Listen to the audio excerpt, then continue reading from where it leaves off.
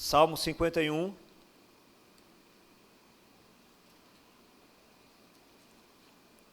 Os irmãos sabem a quem é atribuído esse salmo, não sabem? Sim ou não?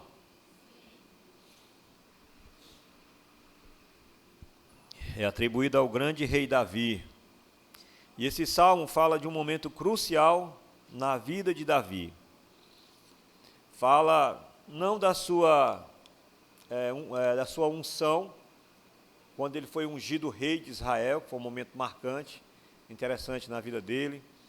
Esse salmo não relata o momento em que ele venceu feras, protegendo as ovelhas do pai dele, leões, ursos. Esse salmo não fala das vitórias que ele teve nas guerras, que foram muitas as vitórias que Davi teve. Mas esse salmo ele fala do momento de fraqueza. Eu não vou dizer nem momento de fracasso na vida de Davi, mas um momento de fraqueza na vida de Davi, porque a vida dele foi uma vida vitoriosa. E aqui é o relato, né, desse momento de fracasso na vida de Davi. Por que eu digo momento? Porque a própria palavra diz que Davi era um homem segundo o coração de Deus. Ele não foi perfeito, né, em função desse caso de Betseba com quem ele cometeu adultério. Mas a Bíblia Sagrada diz que Davi era um homem segundo o coração de Deus. Mas vamos ver o que foi que aconteceu na vida de um homem segundo o coração de Deus, o que aconteceu com ele. Vamos aprender com ele, vamos aprender com as misericórdias do Senhor, acerca de uma oração que Davi fez e transformou essa oração em cântico, né? Já pensou a pessoa cantar, tornar um testemunho seu de fraqueza, não de vitória, mas transformar um testemunho seu de fraqueza em louvor, chegar no domingo à noite, cantar, meus irmãos, vou cantar aqui meu testemunho, né? Aí fala dessa fraqueza dele, da limitação dele ser pecador, né? Então nós temos essa história desse homem, né, que confessa a sua culpa, que confessa o seu pecado diante da igreja, diante de todos, e faz questão de registrar o que aconteceu com ele, né? A gente até se arrepende das coisas ruins que a gente faz, né, as coisas horríveis que nós fazemos, mas a gente faz assim uma meia-culpa, né? A gente não vai sair contando por aí, até porque tem muitas pessoas que não vão compreender, tem muitas pessoas que não vão perdoar, embora nós pedimos perdão, né? Embora havendo um arrependimento do nosso coração, mas tem muitas pessoas que não vão nos perdoar. Mas aqui está o relato, né, incrível dessa oração que Davi fez. Salmo 51 diz assim: tem misericórdia de mim, ó Deus, por causa do teu amor. Ele está pedindo misericórdia a Deus, não é por conta da fraqueza dele. Ele pede misericórdia a Deus, não é por conta de que num dia ele foi, né, obediente a Deus. Ele pede misericórdia a Deus, não porque ele pense em ser alguém que vai mudar de vida, que vai, sabe, se dedicar totalmente à obra do Senhor. Ele pede misericórdia a Deus por um motivo, por causa do amor de Deus. Ele começa dizendo: Senhor, tem misericórdia de mim, ó Deus, por causa do teu amor. A única justificativa que Davi encontra para que Deus impunha sobre ele a sua misericórdia era exatamente o amor de Deus. Por causa da tua grande compaixão, apaga as manchas de minha rebeldia, por causa das tuas compaixões. O que é compaixão? É a pessoa se colocar no lugar da outra. Você e eu termos compaixão de alguém, o que é, irmãos? É nós nos colocarmos no lugar da outra pessoa. Isso é compaixão. A gente diz: mas eu me condoí com alguém, o problema de fulano tocou em mim, mas nós temos que procurar nos colocar no lugar do outro, precisamente no lugar do outro. Temos que fazer esse esforço, porque nós não vamos conseguir ajudar uma pessoa a contento, não vamos conseguir os objetivos de Deus em nós e através de nós, se nós não nos esforçarmos para nos colocar no lugar do outro, né? Eu me lembro de um velório que eu participei aqui na cidade, e tem mais de 20 anos que eu participei desse velório, e estava lá uma viúva lactante, ela estava ainda amamentando o filho dela, já está com quase 30 anos, e ela estava amamentando ainda o filho dela quando o esposo morreu em um acidente automobilístico, né? Uma pessoa bem conhecida na cidade, eu não quero citar o nome, mas eu cheguei lá no dia do velório, e estava aquela mulher com a criança no colo, em cima, próximo ao caixão, e pedindo para ele voltar. Ô, fulano, volta, não vai embora não, volta. E alguém chegou e tomou aquela criança do colo dela, e ficou com a criança, enquanto ela ficava perto do caixão, e ela se debruçou no corpo daquele homem que estava dentro do caixão. Ao se debruçar um pouco, o sangue começou a sair pelo nariz dele, apesar de estar com algodão, né, mas a gente percebeu que o sangue começou a sair porque ela pressionou. Alguém foi lá e levantou ela, e eu ficava olhando o desespero daquela senhora. Eu comecei a me imaginar naquele caixão. Eu comecei a pensar na minha pessoa dentro daquele caixão. E quando eu comecei a pensar naquilo, me veio um sentimento assim de querer ajudar aquela senhora, de querer ajudar aquela família dela, os filhos, sabe, de querer orar mais por ela, interceder por ela bastante, porque eu me via no lugar dela, diga que poderia ser a minha esposa vivenciando a mesma situação. Então, quando Davi fala de compaixão, ele sabe que Deus é o único capaz, e olha que não sabia de Jesus ainda, né? É o único capaz de se colocar no nosso lugar. Jesus fez isso. Ele se colocou no lugar de pecador, como cada um de nós foi para aquela cruz miserável, né? Ou abençoada, quem sabe, porque foi lá onde foi nos dada a nossa vitória. E eu me lembro de um outro episódio também, que minha filha, quando começou a estudar lá na capital piauiense, ela ia depender de ônibus, né?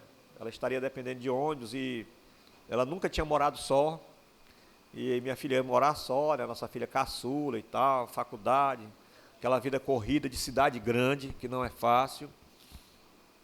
E eu resolvi, no primeiro dia de faculdade, dormir com ela para que eu fosse de ônibus com ela, para fazer o trajeto com ela, para sentir toda a dramatização. Não foi no primeiro dia não, foi alguns dias depois, poucos dias depois, para sentir toda a situação da vivência dela andando de coletivo, né, na cidade de Teresina, que lá é um sol para cada cidadão, lá no Piauí, os irmãos sabem disso.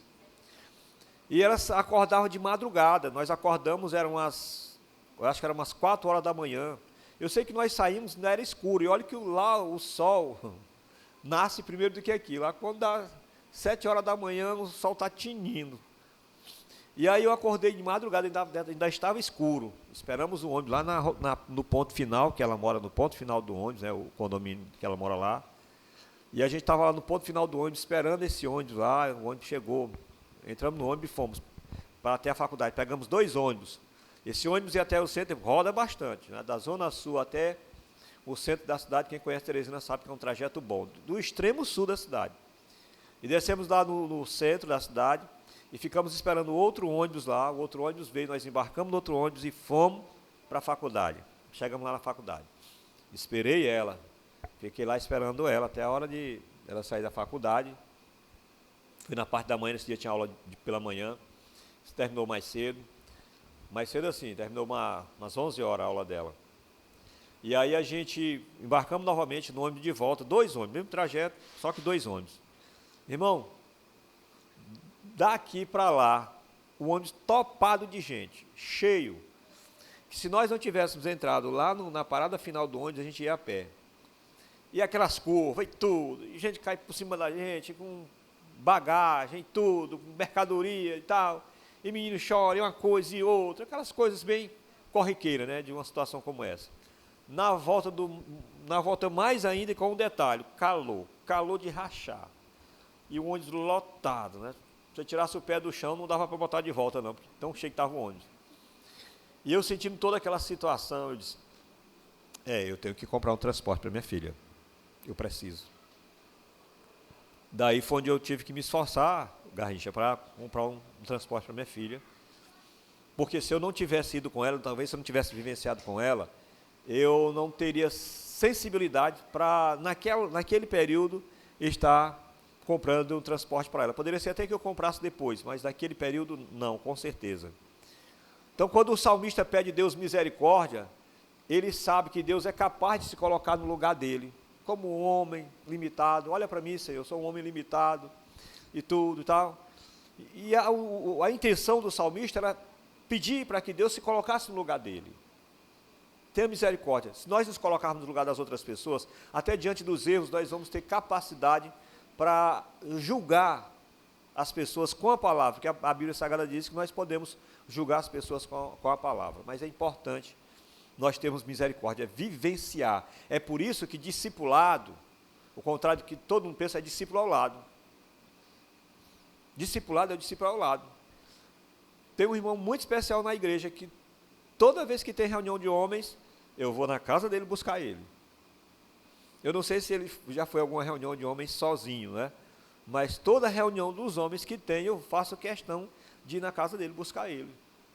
Então, quando a palavra fala discipulado, é discípulo ao lado. E o discipulador, ele vai ter esse privilégio de exercer misericórdia. Só quando a gente está convivendo com a pessoa, está visitando, está ali, junto com a pessoa, uma hora ou outra vai escapar, né, algo na vida daquela pessoa que a gente vai sentir a necessidade, vai perceber a necessidade da pessoa, e só assim é que nós vamos poder ajudar uns aos outros. Então ele pede por isso, né?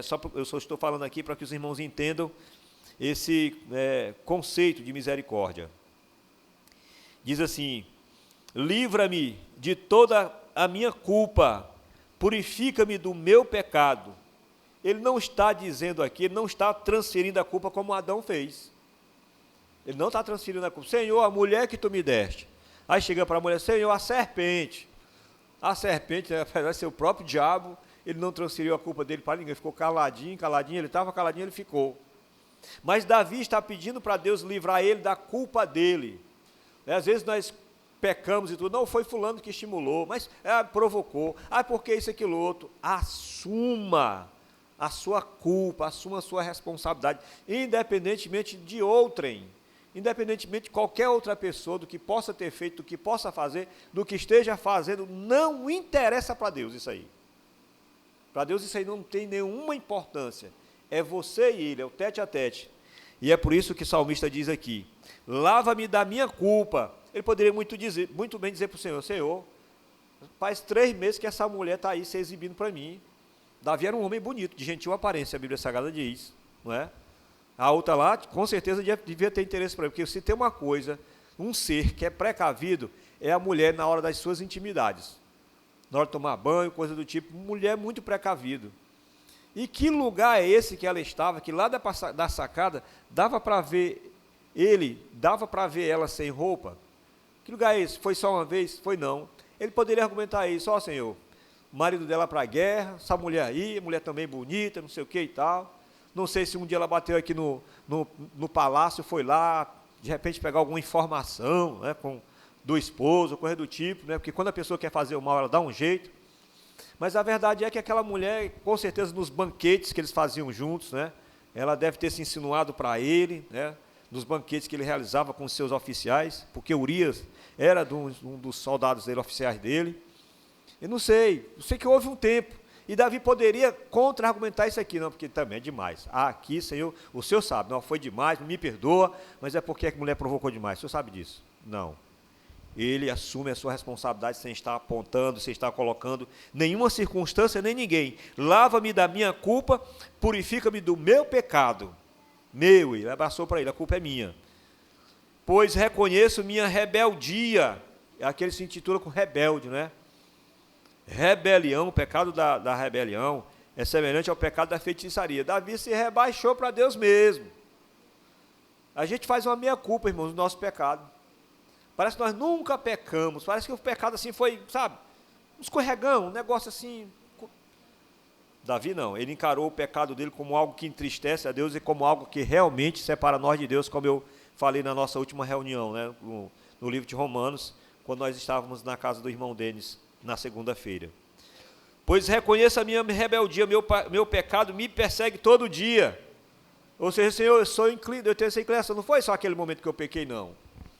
Se vacilar, Senhor, eu sou capaz de aprontar de novo, em outras palavras. É todo dia, Senhor, que esse meu coração quer aprontar. É todo dia que esse meu coração quer pecar. Meu pecado me persegue o tempo todo. Não é só todo dia, é o tempo todo, né? Não é todo dia, é o dia todo, todos os dias. Pequei contra ti. Ele não pecou contra Batseba, ele não pecou contra Urias, ele não pecou contra a guarda dele, que mandou a guarda se afastar por meio do seu comandante Joabe, para que os inimigos se aproximassem de Urias e matassem Urias. Ele não está dizendo aqui que pecou contra a guarda dele, pecou contra a mulher do Urias, não pecou contra o próprio Urias, ele não pecou contra a nação, contra o reino, afinal de contas ele era o rei da nação. Eu pequei contra ti. Todo pecado nosso, ele é exclusividade, uma ofensa a Deus. Se é que eu posso usar essa palavra. A gente acha que errou contra o irmão, né? Com o irmão. A gente acha que errou com uma situação. Todo pecado nosso é uma ofensa contra Deus. E Davi tira de lado todo mundo. E todos. Tanto nessa questão de ter facilitado a queda dele, ou proporcionado a queda dele, quanto na questão de quem ele ofendeu. Ele disse, Senhor, o homem quando peca, a mulher quando peca, ela está ofendendo diretamente o Senhor. Contra ti, fiz o que é mal aos teus olhos. Ele entendia que Deus estava sabendo. Ele entendia que Deus estava olhando. Irmão, qual é o pecado que nós cometemos que Deus não está presente? Aí Deus vira o rosto, não, eu não quero nem olhar, não quero nem ver, porque... Meu filho, por que você está fazendo isso? Minha filha, por que isso? O pecado não assusta Deus, não. Nem o diabo assusta Deus, quem dirá o pecado. Deus estava longe naquela hora, estava nada, Deus estava presente ali, porque Ele é onipresente. Deus estava presente. Mas só em pensar nisso, a gente cometer pecado e Deus estar ali presente, é muito forte. É muito forte.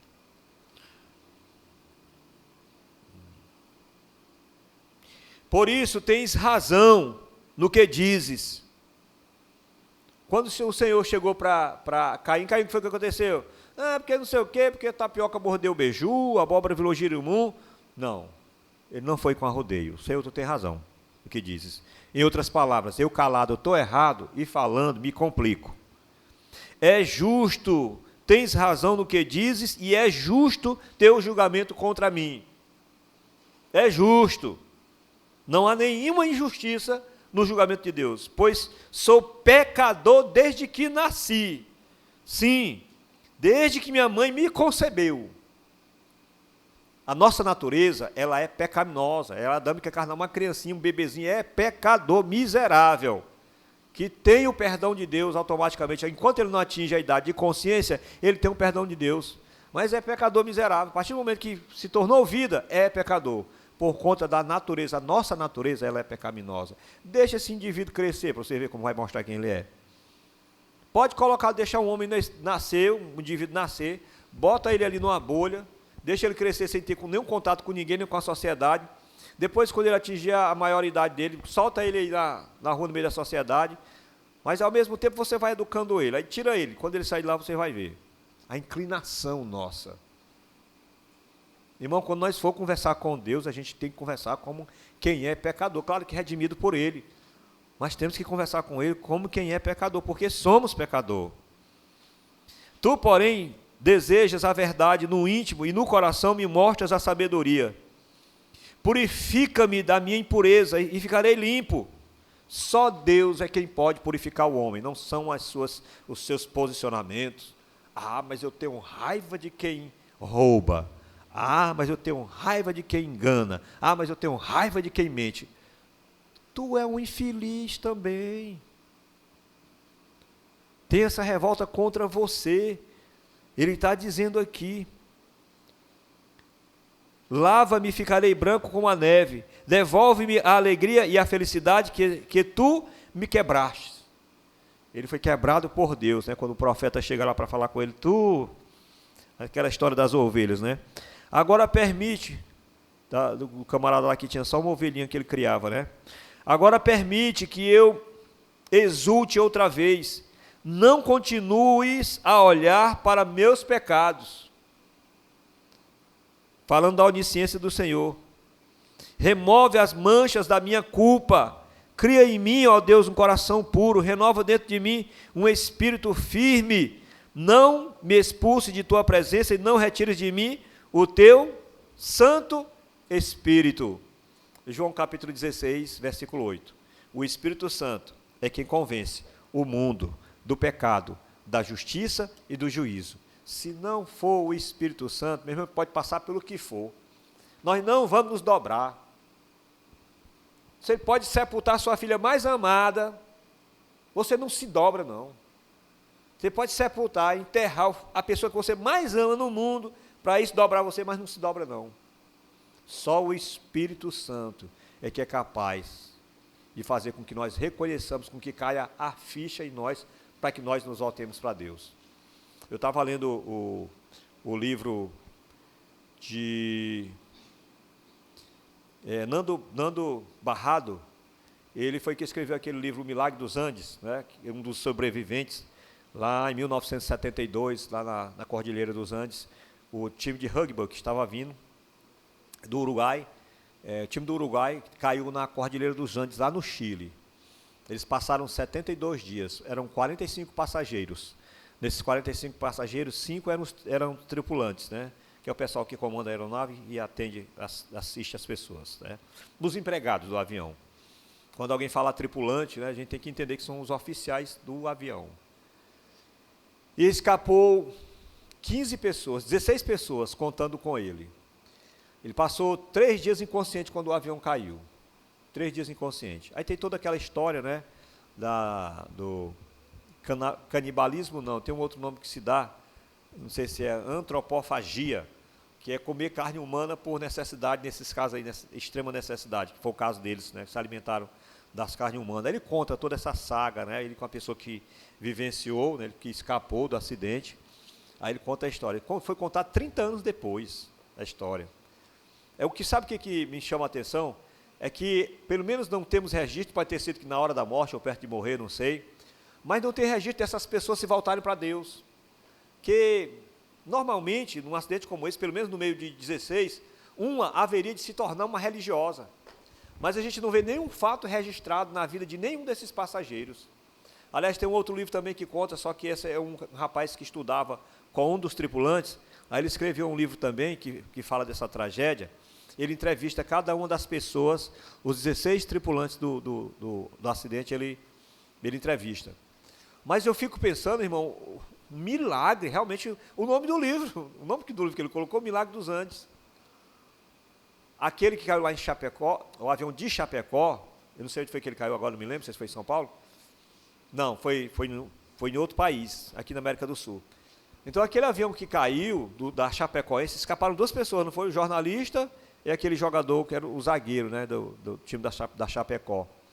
Meu amigo, ele anda por aí, tudo quanto é igreja, se converteu, anda por aí, tudo quanto é igreja, dando o testemunho dele. E o testemunho dele é muito maravilhoso. 2 pessoas escaparam de uma queda de um avião, né? E aqui, no caso dos Andes, foram 16. E a gente vê nada desses homens assim, essa coisa de se voltar para Deus mesmo, porque é um milagre dos milagres, convenhamos.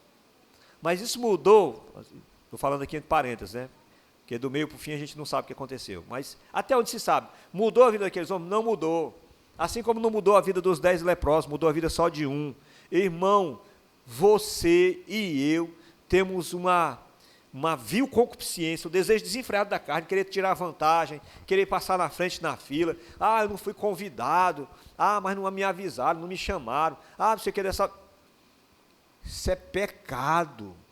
Isso é da nossa natureza. Se o Espírito Santo não nos convencer do pecado, da justiça e do juízo, nós vamos de água abaixo. Nós vamos estar com a cara na lama. É só o Espírito Santo de Deus que é capaz de fazer nós nos livrarmos do pecado. Por que estou lendo esse texto hoje, num dia de oração? Porque foi a oração de Davi. Por que Davi prosperou depois disso tudo? Porque exatamente ele pediu para que Deus não tirasse dele o Espírito Santo. Porque mesmo ele reconhecendo que nasceu no pecado, depois de tudo isso, né, que ele é um homem pecador, não botou culpa em ninguém, mas depois de tudo isso ele diz, não retires de mim o teu Espírito. Eu dou uma sugestão para a igreja. Nas suas orações, Senhor, o que é que está errado na minha vida, que pode ser melhorado, que eu posso melhorar, que precisa ser melhorado. Espírito Santo, revela, mostra para mim. E o Espírito Santo vai mostrar para você. E se ele mostrar para você, obedeça. Tá bom? Se ele mostrar para você, obedeça. E aí sim, a sua oração vai ser uma oração eficaz. Vamos ficar de pé, vamos orar?